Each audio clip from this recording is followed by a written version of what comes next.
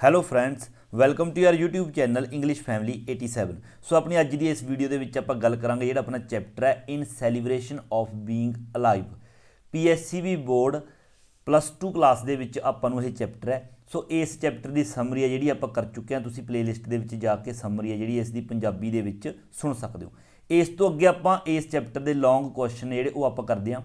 ਸੋ ਆਪਾਂ ਨੇ ਇੱਕ ਹੀ ਲੌਂਗ ਜਿਹੜਾ ਕੁਐਸਚਨ ਹੈ ਮਤਲਬ ਕਿ ਆਨਸਰ ਕਾਮਨ ਆਨਸਰ ਹੈ ਜਿਹੜਾ ਸਾਰੇ ਹੀ ਕੁਐਸਚਨਸ ਦਾ ਉਹ ਆਪਾਂ ਨੇ ਕਵਰ ਕੀਤਾ। ਤੁਹਾਨੂੰ ਕੋਈ ਵੀ ਕੁਐਸਚਨ ਆ ਜਾਵੇ ਇਸ ਚੈਪਟਰ ਦੇ ਵਿੱਚੋਂ, ਥੀਮ ਆ ਜਾਵੇ, ਮੇਨ ਆਈਡੀਆ ਆ ਜਾਵੇ, ਕਰੈਕਟਰ ਆ ਜਾਵੇ, ਸਾਰੇ ਦੇਖੋ ਇਹ ਕੁਐਸਚਨ ਲਿਖੇ ਹੋਏ ਨੇ, ਤੁਸੀਂ ਪੜ੍ਹ ਸਕਦੇ ਹੋ। ਕੋਈ ਵੀ ਇਹ ਕੁਐਸਚਨ ਆਉਂਦਾ ਤਾਂ ਆਪਾਂ ਉਸ ਦਾ ਇੱਕ ਹੀ ਕਾਮਨ ਹੈ ਜਿਹੜਾ ਉਹ ਆਨਸਰ ਦੇਵਾਂਗੇ। ਸੋ ਆਪਾਂ ਉਹ ਸਟਾਰਟ ਕਰਦੇ ਹਾਂ। ਦੇਖੋ ਆਨਸਰ ਆਪਾਂ ਸਟਾਰਟ ਕਰਦੇ ਹਾਂ। This chapter is based on the idea. ਜਿਹੜਾ ਇਹ ਚੈਪਟਰ ਹੈ ਕਿਸ ਆਈਡੀਆ ਦੇ ਉੱਪਰ ਬੇਸਡ ਹੈ? That how we should live our lives, ਕਿ ਸਾਨੂੰ ਸਾਡੀ ਜ਼ਿੰਦਗੀ ਹੈ ਜਿਹੜੀ ਉਹ ਕਿਸ ਤਰ੍ਹਾਂ ਜਿਉਣੀ ਚਾਹੀਦੀ ਹੈ। Those who have a brave heart and positive attitude in life, ਉਹ ਲੋਕ ਜਿਨ੍ਹਾਂ ਦਾ ਇੱਕ ਬਰੇਵ ਹਾਰਟ ਹੁੰਦਾ, ਬਹਾਦਰ ਮਤਲਬ ਦਿਲ ਤੋਂ ਬਹਾਦਰ ਹੁੰਦੇ ਨੇ, ਅਤੇ ਪੋਜ਼ਿਟਿਵ ਐਟੀਟਿਊਡ ਹੁੰਦਾ ਜ਼ਿੰਦਗੀ ਦੇ ਪ੍ਰਤੀ, ਉਹ ਲੋਕ ਕੀ ਕਰਦੇ ਨੇ?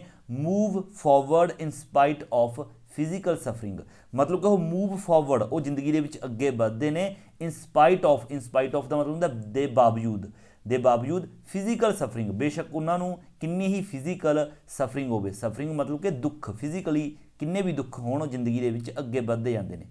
Doctor Bernard the author of the lesson, doctor Bernard ਜਿਹੜਾ ਕਿ ਆਪਣਾ ਇਸ ਲੈਸਨ ਦਾ ਆਥਰ ਹੈ। ਇਨੀਸ਼ੀਅਲੀ ਹੁੰਦਾ ਪ੍ਰਾਇਮਰਲੀ ਮਤਲਬ ਕਿ ਪਹਿਲਾਂ।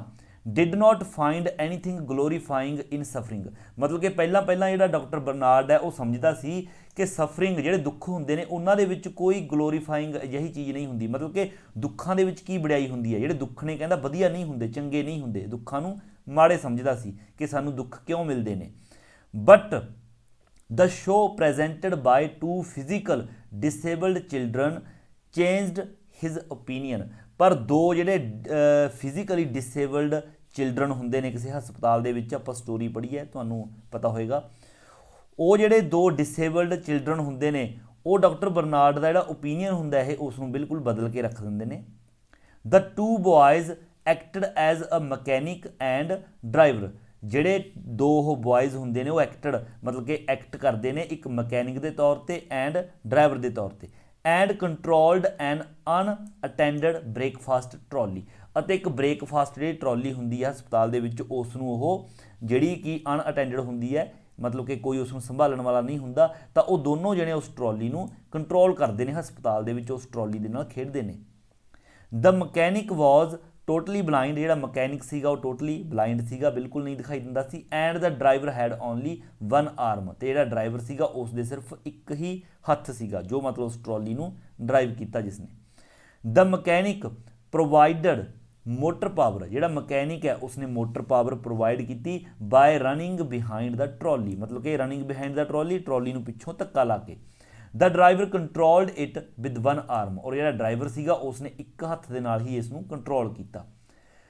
There was a lot of laughter and encouragement, ਉੱਥੇ ਬਹੁਤ ਹੀ ਜ਼ਿਆਦਾ ਹਾਸਾ ਸੀਗਾ ਜਦੋਂ ਇਹ ਕੰਮ ਉਹ ਕਰ ਰਹੇ ਸੀਗੇ, ਬਹੁਤ ਲੋਕ ਹੱਸ ਰਹੇ ਸੀ। And encouragement from the rest of the patient, ਜਿਹੜੇ ਬਾਕੀ ਪੇਸ਼ੈਂਟ ਸੀਗੇ ਉਹਨਾਂ ਦੁਆਰਾ ਉਹਨਾਂ ਨੂੰ ਇਨਕਰੇਜਮੈਂਟ ਮਤਲਬ ਕਿ ਬਹੁਤ ਹੌਸਲਾ ਅਫਜ਼ਾਈ ਦਿੱਤੀ ਗਈ।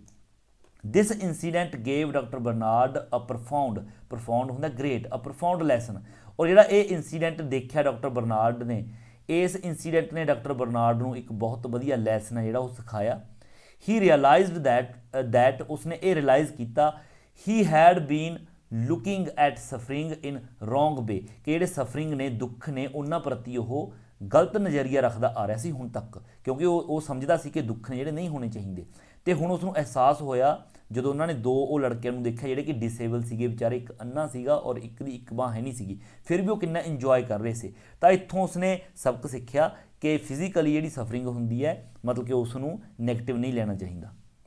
ਦੀਜ਼ ਚਿਲਡਰਨ ਸ਼ੋਡ ਹਿਮ, ਇਹ ਜਿਹੜੇ ਬੱਚੇ ਨੇ ਉਹਨਾਂ ਨੇ ਉਸ ਨੂੰ ਦਿਖਾਇਆ ਮਤਲਬ ਕਿ ਡਾਕਟਰ ਬਰਨਾਰਡ ਨੂੰ ਇਹ ਚੀਜ਼ ਸ਼ੋਅ ਕੀਤੀ that it is not important what we have, ਕਿ ਇਹ ਚੀਜ਼ ਇੰਪੋਰਟੈਂਟ ਨਹੀਂ ਹੈਗੀ ਕਿ ਸਾਡੇ ਕੋਲ ਕੀ ਹੈਗਾ, ਮਤਲਬ ਕਿ ਇਹ ਚੀਜ਼ ਇੰਪੋਰਟੈਂਟ ਨਹੀਂ ਹੈਗੀ ਕਿ ਵਟ ਵੀ ਹੈਵ ਲੋਸਟ, ਕਿ ਅਸੀਂ ਕੀ ਗਵਾ ਚੁੱਕੇ ਹਾਂ ਜ਼ਿੰਦਗੀ ਦੇ ਵਿੱਚ, ਇਹ ਜ਼ਿਆਦਾ ਇੰਪੋਰਟੈਂਟ ਨਹੀਂ ਹੈ। But we should be thankful, ਸਾਨੂੰ ਧੰਨਵਾਦੀ ਹੋਣਾ ਚਾਹੀਦਾ ਹੈ for what we have left, ਜੋ ਸਾਡੇ ਕੋਲ ਬਾਕੀ ਹੈ।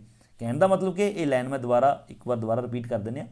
These children showed him that it is not important what we have lost, ਉਹਨਾਂ ਬੱਚਿਆਂ ਨੇ ਉਸ ਨੂੰ ਇਹ ਸਬਕ ਸਿਖਾਇਆ ਕਿ ਇਹ ਚੀਜ਼ ਇੰਪੋਰਟੈਂਟ ਨਹੀਂ ਹੈਗੀ ਕਿ ਅਸੀਂ ਕੀ ਗਵਾ ਚੁੱਕੇ ਹਾਂ, ਜ਼ਿੰਦਗੀ ਦੇ ਵਿੱਚ ਸਾਡਾ ਕੀ ਲੋਸ ਹੋ ਚੁੱਕਿਆ।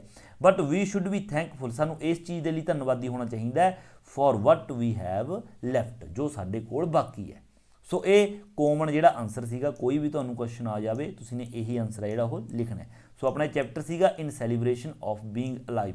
ਸੋ ਆਸਾਨ ਭਾਸ਼ਾ ਦੇ ਵਿੱਚ ਲਿਖਣ ਦੀ ਕੋਸ਼ਿਸ਼ ਕੀਤੀ ਹੈ। ਜੇਕਰ ਵੀਡੀਓ ਚੰਗੀ ਲੱਗੀ ਹੈ ਤਾਂ ਵੀਡੀਓ ਨੂੰ ਲਾਈਕ ਸ਼ੇਅਰ ਤੇ ਕਮੈਂਟ ਜ਼ਰੂਰ ਕਰੋ। ਸੋ ਮਿਲਦੇ ਹਾਂ ਅਗਲੀ ਵੀਡੀਓ ਲੈ ਕੇ, ਉਦੋਂ ਤੱਕ ਦਿਓ ਇਜਾਜ਼ਤ। Thank you so much.